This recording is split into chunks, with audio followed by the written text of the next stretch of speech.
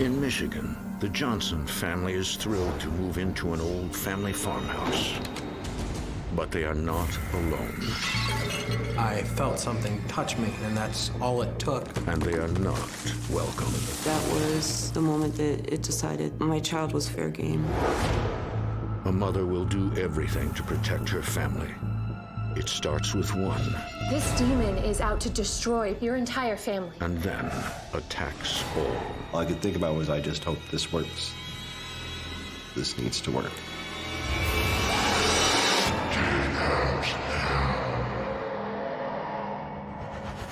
In America, there is real evil.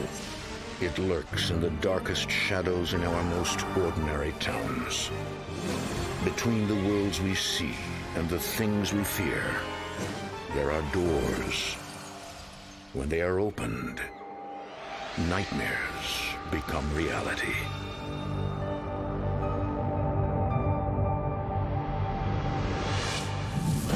I claim complete and absolute victory over the forces of darkness. I claim complete and absolute victory over the forces of darkness. In the name of Almighty God. In the name of Almighty God. Amen. Amen.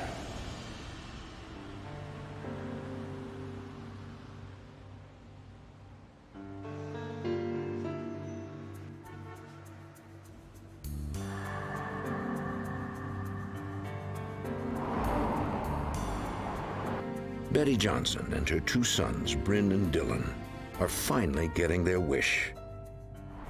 They are moving into a larger rural home located in the outskirts of Detroit, Michigan. For the past 20 years, Betty has been happily married to her husband, Bruce. And as a proud mother of two, she is determined to provide a better life for her family. The house belonged to my mother-in-law, and she got married and moved, so the house was sitting vacant. Well, this is it. She wanted us to be able to have it, and we jumped at the opportunity. It's not perfect, but what do you think? I love it. Owning a house was an important goal to us. I wanted to be able to tinker around in my garage, just kind of live the American dream. When I first moved out to the farmhouse, and I took my first look at it, and it was a lot larger than most of the things that I have lived in. I realized that this is where I wanted to stay. Things seem okay for now. But are they? Let's go, boys. You got plenty of time for messing around later. Let's get this stuff off the truck. The first time that I walked in, it felt like home. And it was great. It was kind of quirky. It had its own kind of feel and charm to it. There were a lot of things that needed to be done cosmetically. Betty's first order of business is to organize the basement. But as she approaches the door, she gets an uneasy feeling. The basement in the farmhouse was kind of a creepy place. I never really liked it. Betty figures the house is just old. She needs time to get used to it. But it won't be long until her darkest fears become reality.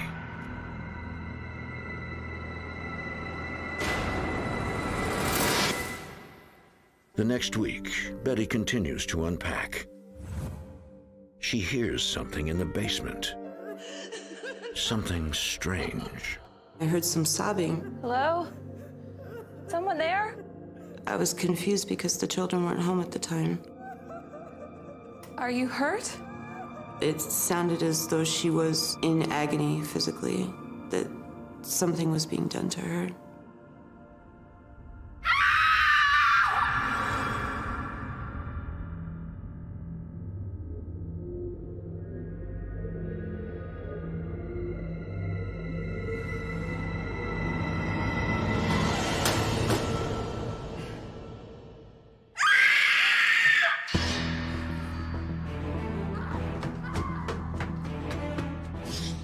Betty wonders if one of her neighbors is hurt.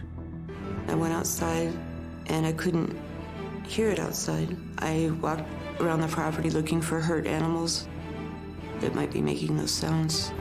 I never could find anything to explain it. Betty determines her imagination is getting the best of her. The atmosphere in the basement was creepy to begin with. I'd been working extremely long hours. I was so tired that my mind was just playing tricks on me.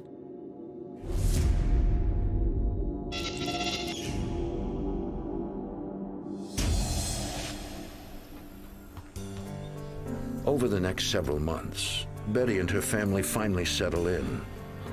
Bruce continues to work long hours as an appliance repairman, while Betty juggles taking care of the kids and working at the mall. The boys were really enjoying their new home. Bryn was making a lot of friends in school and having a lot of fun, and Dylan really enjoyed playing with his brother outside in the yard.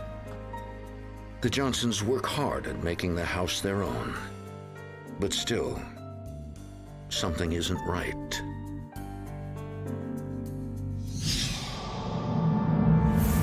I noticed a movement. When I turned to look, all I got was an impression of something dark running across the baseboards of the wall. I thought that I might be seeing our cat out of the corner of my eye. Ruggles, what was that? Did you get a mouse?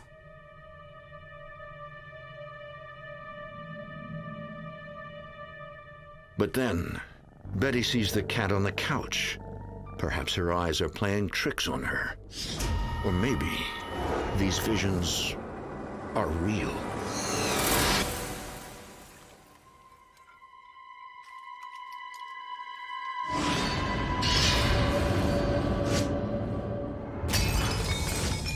I saw a face staring back at me from the window. I knew that it wasn't a real person standing outside because the window was too high off the ground. I came to the conclusion that we might have a ghost in the house. Given how old the house is, it's not surprising that there would be a ghost or two hanging around. I've never been afraid of ghosts, so the idea made me more curious than frightened. But soon enough, her curiosity will turn to pure terror.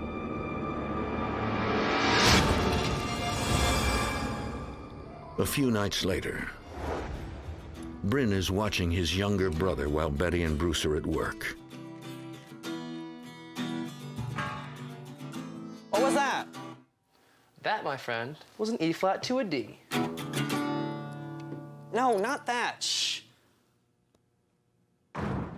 We heard a bang in our garage, and things fall in our garage a lot. It was a very cluttered, crazy place. But it sounded weird. It sounded like it was caused. Take this and follow me. Yeah, but I'm scared. Shh, just come on. Bryn and Dylan believe an intruder may have broken into the garage.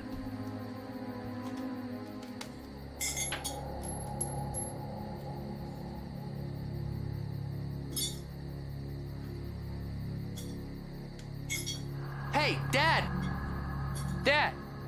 Did you forget something?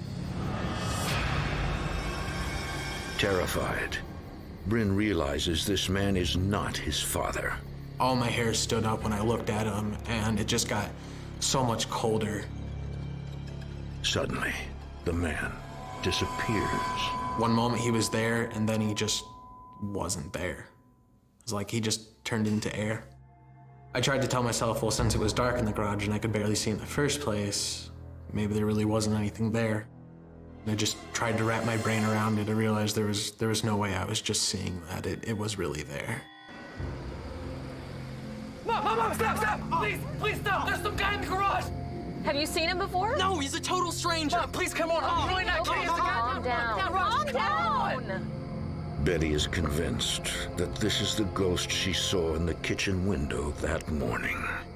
Children can be a little overimaginative, but on the other hand, I'd been having so many strange experiences that I couldn't just discount what they were saying. For their safety, Betty asks the boys to stay by the car while she checks out the garage alone.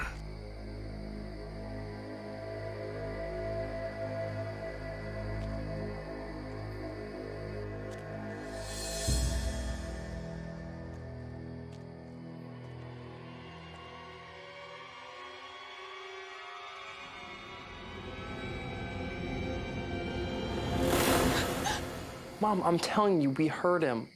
Thought I told you to stay by the car. Why would some old geezer break in just to sort some washers? It's a ghost. Betty can no longer hide the truth. An entity from another realm is in their presence. I explained to them that ghosts were real, but it wasn't something they should be frightened of. If something stirs up enough emotion, it's kind of imprinted into the world around you. So when people see ghosts, they're watching something that happened a long time ago, like an old movie. My mom told me that so that I would understand that there was no harm that could come to me. He was just there, like almost like a visitor. Bryn and Dylan are comforted by their mother's explanation. They realize they shouldn't fear something that cannot harm them. Or so they think. The next day, while the boys are exploring the property, Bryn notices something unusual. There's an older house in the back of our house that we use as a storage shed. And it's always been padlocked. It's strange. Grandpa would never leave this unlocked. It was weird because the door was unlocked and it's never unlocked because my grandpa was the only one who really had the key. Come on.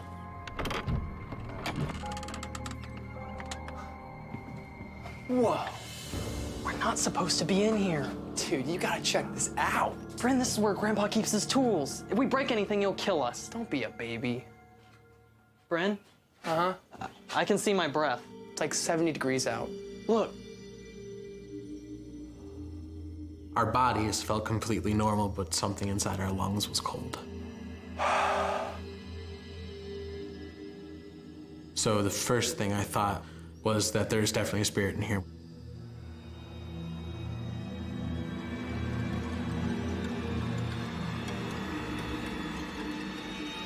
Yeah, okay. Let's get out of here.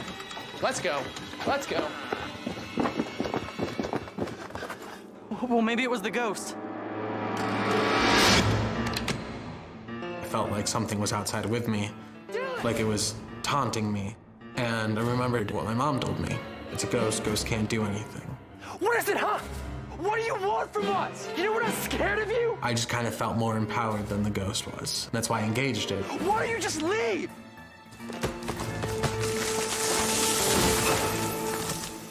Bryn's mother thinks ghosts are harmless. But what if she's wrong? And what if this one has found its latest victim? I didn't know how to rationalize it. I was just terrified.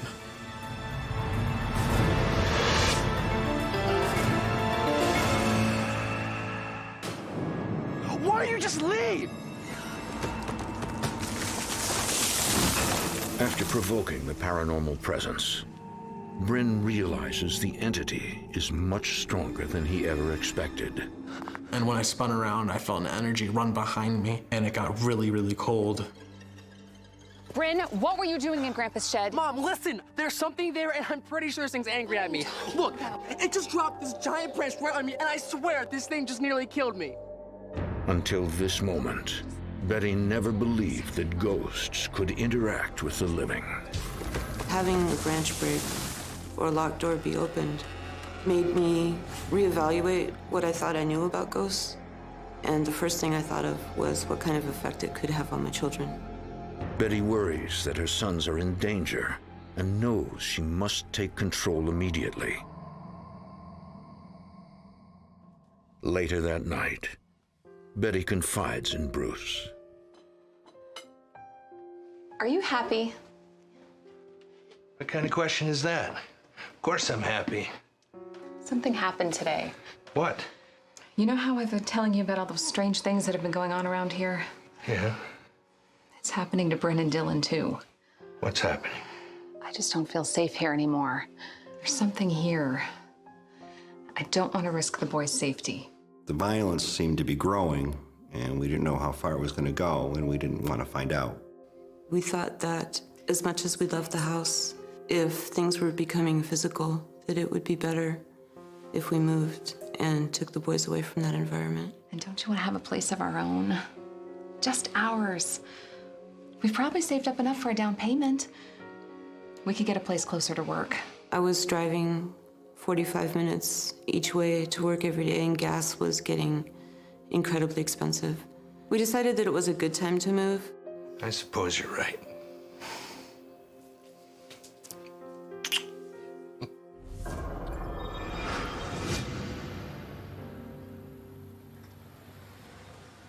Soon after, Betty and her family moved to a newer home in the nearby suburb of Novi, Michigan. We've saved up enough money where we could put a down payment on a house that we could actually own and have it be ours. Not gonna need this anymore. It was very different. Everything was new, everything was fresh, nice and clean. I mean, we really liked it. We were excited. It was a clean home, a clean slate. Everything seemed possible. But little do they know, their dreams will soon be shattered.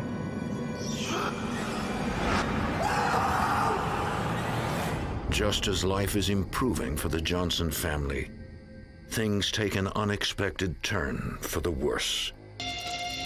Shortly after we moved into our new home, I lost my job, and it seemed as though the plan that we had that was coming together wasn't anymore.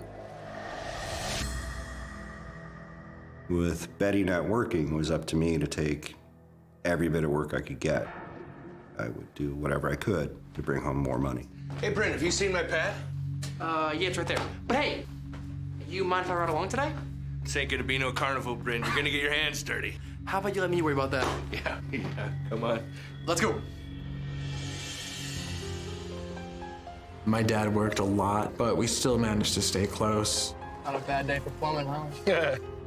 We did a lot of driving from house to house, so we always got time to talk. I had him ride with me to my service calls for about 3 or 4 months, and it was fun. I got to know him a little better. That's it. Good as new. All right.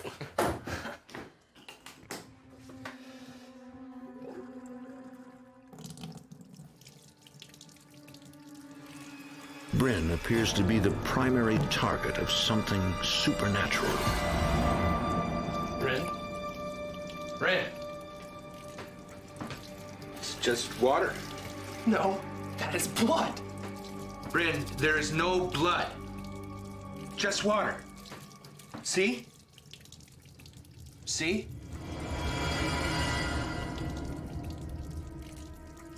Now, the grease on your hands may look like blood. Bryn is terrified. To him, this is no mere hallucination. It felt viscous to my touch. It felt more real like blood than it did like water. Bryn's visions of blood are horrifying enough, but worse is the feeling of alienation that accompanies them. I didn't know if my eyes weren't working right or just the connection to my brain was just getting confused. What is it? The lake. It's all blood. It got deeper red and started to look like blood. Come on, you know it can't be blood. But look at it, it's all blood. Maybe it's just a trick with the light. What did you hit? I didn't hit anything. It's under the truck. That's not the car, it's gone under the truck. Oh, for crying out loud. Every time someone speaks, Bryn hears nothing but a scream. Someone or something is controlling his mind. But who or what is it? I couldn't even articulate what was going on. I thought I was going crazy. Bryn continues to see blood over the next several days. No matter what kind of liquid I was looking at, it looked like blood.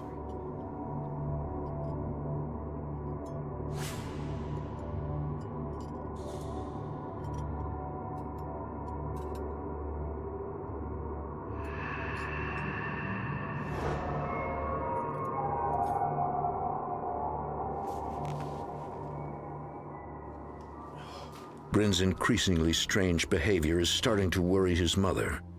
What's going on? On the ride home, he he freaked out. What? Says he saw blood in the lake and earlier when he was washing his hands. Wherever there's water, it's like he sees blood. My first reaction was the fear that maybe Bryn was doing drugs. He wasn't. My second fear was that something was wrong with him physically. To ease her fears, Betty takes Bryn to see a doctor. They ran an MRI, they ran an EKG, and the neurologist confirmed that there was nothing wrong with my brain and that there was no regular brain patterns or tumors or lesions. They didn't know what was causing it. Besides some obvious stress that I think Bryn's under, he's perfectly fine. I knew there was something wrong somewhere. Either I was crazy or there really was blood. And those were the only two options. I was trying to see it as a sort of message, like things are going to start getting bad soon.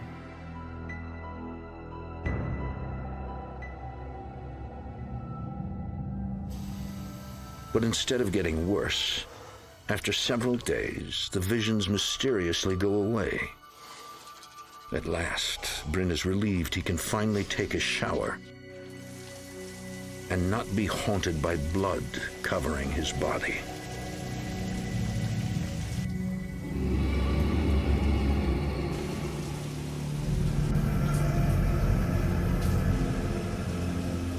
And then I felt the curtain move.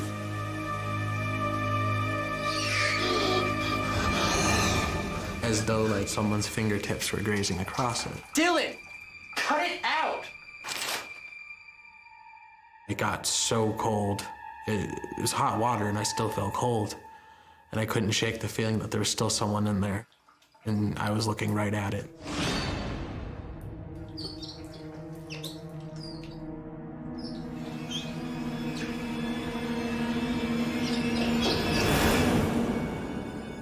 Mom! Yes, hello. I'm calling about your ad for the retail manager. Mom! Is the position still open? Mom, please come quick! Yes, the one in today's paper. Mom, die now! Mom, it says to die now! I'm gonna have to call you back. What? Please, just come look. Bryn believes someone is trying to send him a message. It said, Wan, Iad, like someone on the other side of the mirror wrote it forwards. Someone must have written it there before we moved in. Then why would I have not seen this before? Did you do this? What? Right on the mirror. No, why would I do that? I knew that Dylan would never do that to his brothers. He was terrified enough. Betty begins to feel helpless. She cannot explain the writing on the mirror and can no longer ease her son's fears. Something was happening to my son that I couldn't protect him from. That's when I began to get angry. I started worrying that maybe the doctors had missed something. Over the next few weeks, Bryn grows increasingly depressed and withdrawn. I spent a lot of time in my room because I didn't feel like being around people a lot. But I heard a voice as if it was coming from the room I was in. What?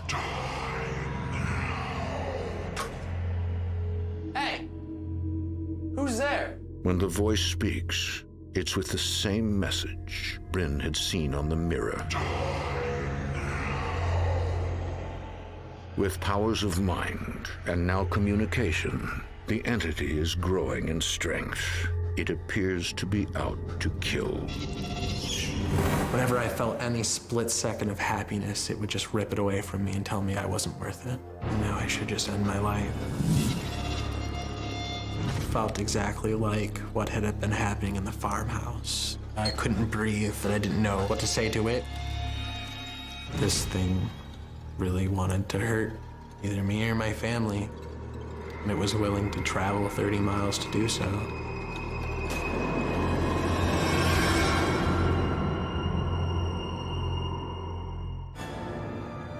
After coming face to face with the dark figure, Bryn realizes that he is not simply hallucinating. This entity is controlling his mind. Dylan? Did you see that? What? No, it was something black, like a shadow. Where's the cat? That was it! You just saw it, didn't you? Look, there it is again! It didn't look like the shadows that I had seen at the farmhouse. It was bigger. It didn't skitter away when I looked directly at it. As though it wanted me to notice it, wanted me to know that it was there. It was frightening. Bryn is relieved that his family finally believes him. But he realizes they are dealing with a force of pure evil. What the hell was that? It was my own personal monster, and it was just taunting me by taunting my family. There was a presence at that farmhouse. Betty believes that something from the old farmhouse must have followed them. They decide to call Bruce's mother for answers. Hi, Mom. Yeah, listen, did anything strange ever happen at the farmhouse? Like, did somebody die? Bruce learns that a previous resident of the farmhouse was a violent man. Hey, old man.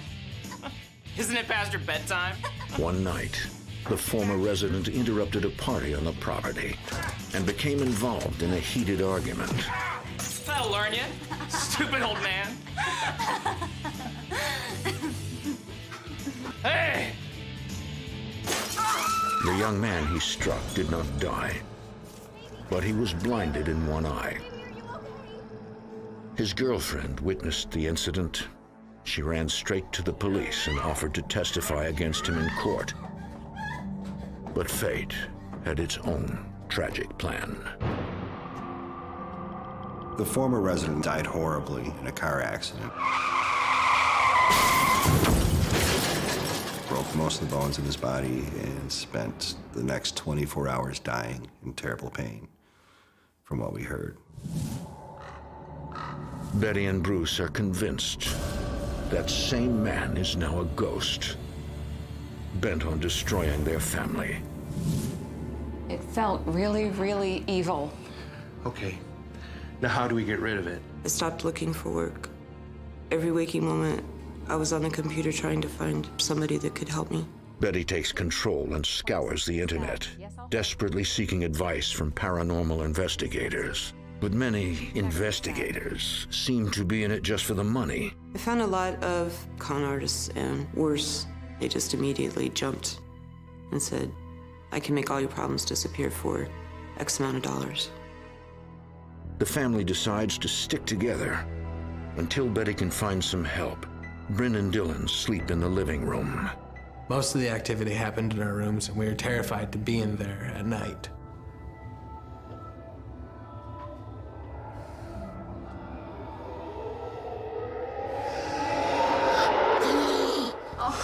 I'm sorry, honey. I didn't mean to scare you. Even though she cannot control the evil, Betty is trying to fix it. But with no money to spend on investigators, she is reaching a dead end. I was losing faith in the idea that it couldn't harm me, but my mom reassured me. And so, since it was the only thing I had to go on, I believed it. Hey, Bryn, if you're gonna go take a shower, let me stand guard outside the door, okay? We should all keep together as much as we can. I felt something touch me, so I paused for just a second, and that's all it took.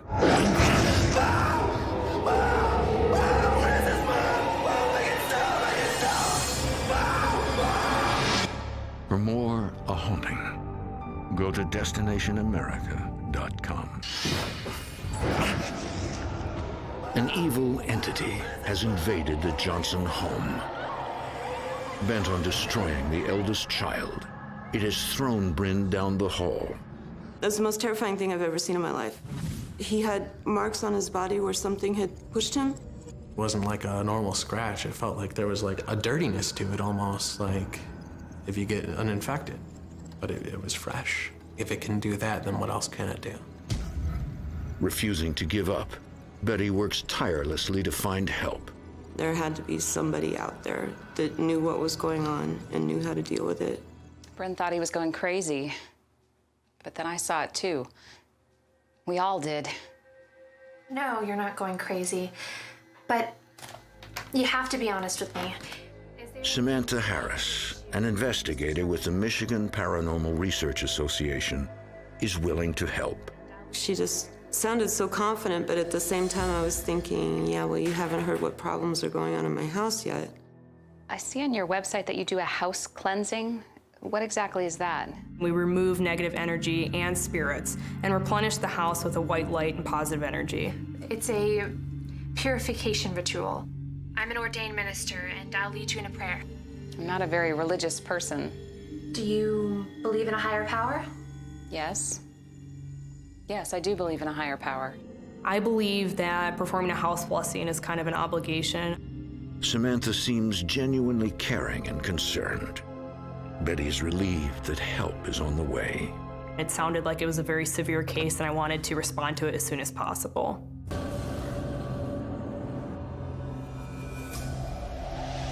Later that evening, as Samantha is getting ready for the house blessing, she suddenly feels uneasy. It felt like something evil was in my house. I saw in the corner of my eye some movement.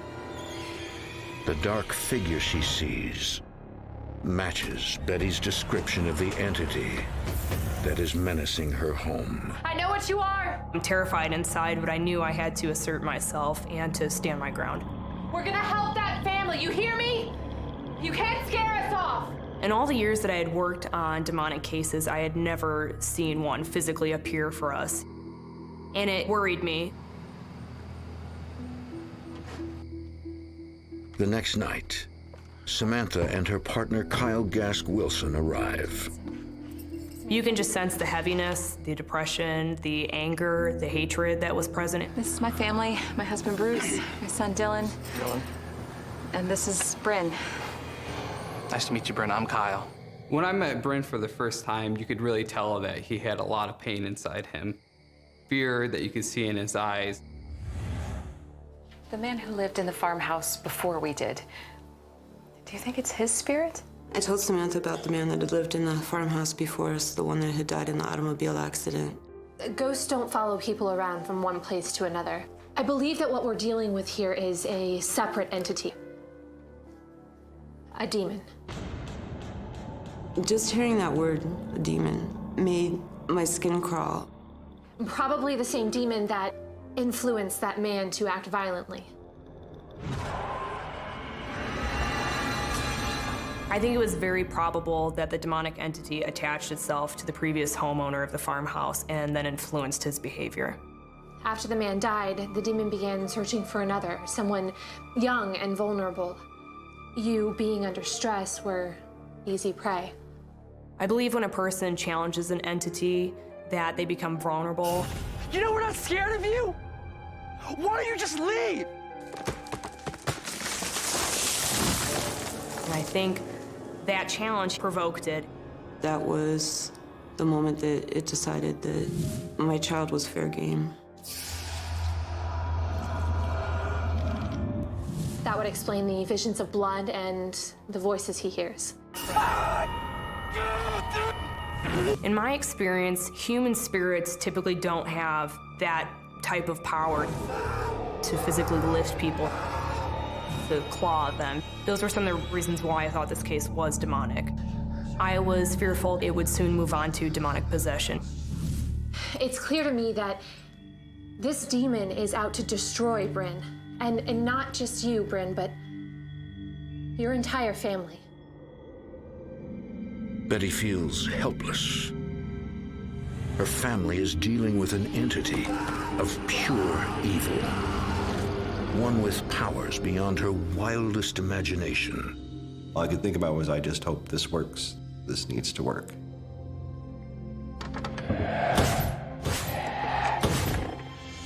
Did you see that? I think it was the demon trying to tell everyone in the room that no matter what we did, it wasn't going to leave. It's here. We thought we knew what we had been dealing with. We didn't. Now that the demon is present, Betty and her family know they must prepare for a battle with the supernatural. Having received a sign that the demon is present, Samantha prepares her assault on the entity. The power of their will, strong as it might be, would never be strong enough to defeat a demon. They must also use sacred oils, salts, and incense, materials known to drive out evil spirits. Olive oil is believed to be a symbol of peace, and it's believed to drive out negative energy as well. Smudging is a traditional purification rite that uses smoke to drive out evil. I like to use a Native American smudging method in combination with a Christian Catholic ritual, and we also use some South American rituals as well. White sage creates an atmosphere that's not hospitable for a demonic entity. Using a ceremonial feather, a gift from a Native American shaman, Samantha begins. As I walked into Bryn's room, I could really feel this heaviness. Kyle anoints the lintels with olive oil. Above each door and window, he makes a sign of the cross. As I was in Bryn's room, anointing above the window, a voice came to my right ear. Just shot shivers throughout my whole entire arm. I could feel the hair in the back of my neck just go straight up. As I turned around to anoint the other wall, I felt something grab my right arm.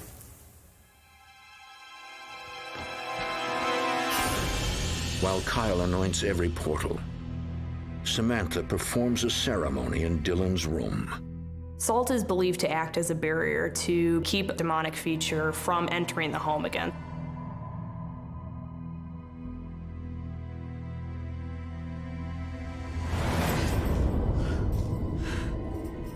It spoke to me. What happened? In my right ear. It said, "Get out now, plain as day." Where were you? Bryn's room. This thing is really powerful. I don't know whether we should be here. This definitely stirred some fear inside of me, but we promised ourselves that we'll never stop doing a house blessing no matter what happens. I made a vow to protect this family. There! You could feel the entity move from room to room. It was like a cornered animal. You could feel the hatred it felt towards you, and it despised our efforts in trying to remove it. As the ultimate weapon in their battle against the demon, Samantha brings out a prayer. This is the warfare prayer. It's all that we have left. We must prove that we are stronger. What do you want me to do? Recite it, lead your family, believe in those words. The strength of your belief is all that matters now. Your mother is going to read a prayer. I want you to repeat the words as she says them, okay? You have to do this right. To find the inner strength, all I had to do was look at my children. Heavenly Spirit, I claim the protection of the light. Heavenly Spirit, I claim the protection of the light. For my family, my finances, my home, my soul. The ability to defeat the demon rests on the power of prayer and the strength of Bryn to resist one final attack. For the Johnson family, gaining control of their lives has come down to one final prayer. My soul and my body. Halfway through the prayer, I noticed that Bryn started to act a little strange. My home, my soul, and my body. I take a stand against all the workings of darkness. I felt really sick every time I uttered a word. It felt like I was going to vomit. I take a stand against all the workings of the darkness. I could feel it struggling inside of me, almost like an animal in my chest. It was trying to take something with it, and if it succeeded, I wasn't going to be the same anymore. I resist the spirit of fear. I resist the spirit of fear. Bryn, it's gonna be okay. I've never seen this before in my life. I started to question, are we gonna be able to help this family? Bryn, it's gonna be okay. Bryn, I'm here. Go on. I can't. Go on. I can't. Teddy, finish it. Ultimately, a demon wants to destroy life, wants to destroy hope. That's what this demon was trying to do, was trying to destroy my family. No! You can't take him! You have no power here! Nothing will hurt me! Nothing will hurt me! I'm gonna stand up to it like I did that one day. Because Wanting to terrorize me is one thing, but wanting to destroy me that's unacceptable. I claim complete and absolute victory over the forces of darkness.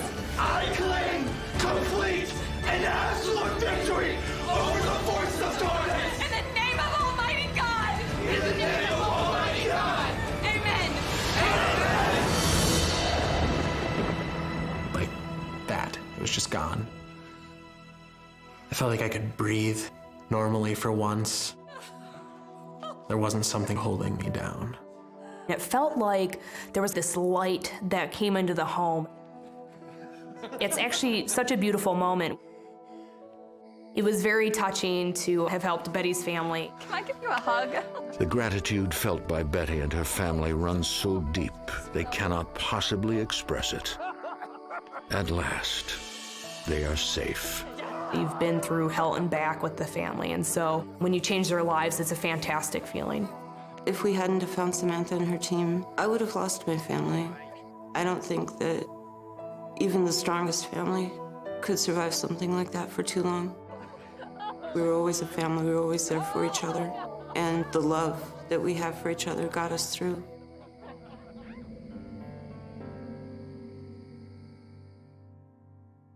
As the days passed, there was a lightness in the house. Here we go, guys. We felt more energetic, younger, happier. Our house felt nicer and felt like I could take deep breaths and feel comfortable. I stopped hearing those evil voices. I stopped feeling sick. I feel like we are finally back to just being a family.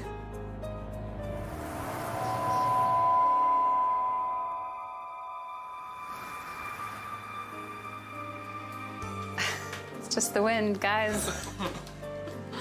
Windows open.